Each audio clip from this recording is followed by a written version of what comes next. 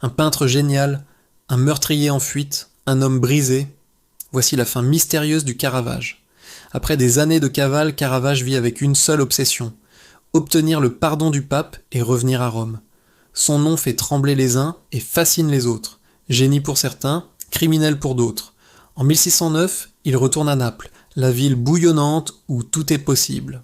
Mais là, il est violemment agressé. Certains pensent qu'il a été attaqué par des hommes liés aux chevaliers de Malte qui l'avaient humilié. Caravage survit, mais son visage est mutilé. Le génie flamboyant est désormais marqué par la douleur. Pourtant, il continue de peindre. Ses toiles deviennent plus sombres, presque désespérées. Dans la décollation de Saint Jean-Baptiste, la scène est sanglante, dramatique, et sa signature tremble dans le sang peint sur la toile. Chaque tableau de cette époque ressemble à une confession. Il se peint lui-même dans les visages torturés de ses personnages. En 1610, une rumeur incroyable arrive. Le pape serait prêt à lui accorder sa grâce. C'est l'espoir qu'il attendait depuis des années. Enfin, la possibilité d'un retour triomphant à Rome. Caravage prend la mer avec quelques toiles, espérant offrir ses chefs-d'œuvre en gage de rédemption. Mais le destin s'acharne encore une fois. À Palo, près de Rome, il est arrêté par erreur. Confusion, méfiance, peut-être un piège. Pendant plusieurs jours, il est retenu, puis relâché. Mais son bateau, lui, est parti, avec toutes ses peintures. Désespéré, épuisé, Caravage tente de rattraper la côte à pied sous un soleil brûlant.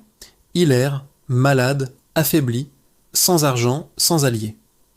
Quelques jours plus tard, on retrouve son corps sur une plage à Porto Ercole. Il n'a que 38 ans, mais sa mort reste entourée de mystères. Était-ce la fièvre, le paludisme, une vengeance, un assassinat politique? Les versions divergent et aucun document ne permet de trancher. Ce qui est sûr, c'est que l'Europe perd ce jour-là un génie incandescent dont la vie fut aussi dramatique que son art. Caravage a bouleversé la peinture. Sans lui, pas de clair-obscur, pas de Rembrandt, pas de Velázquez. Ses saints avaient des pieds sales, ses madones des visages de prostituées, ses héros des regards humains. Il a ramené l'art au ras du sol pour le rendre plus vrai, plus puissant, plus dérangeant. Son influence est immense. Le caravagisme se répand partout, de l'Italie à l'Espagne, des Flandres à la France. Mais au-delà des styles, c'est sa vie qui fascine encore aujourd'hui. Celle d'un artiste qui n'a jamais su séparer le génie de la violence. Caravage, c'est l'image de l'artiste maudit par excellence, le précurseur des destins tragiques de Van Gogh ou Modigliani.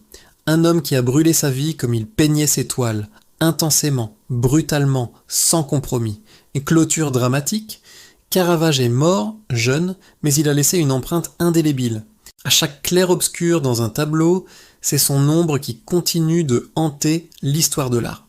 Abonne-toi et like si tu veux découvrir de nouvelles aventures.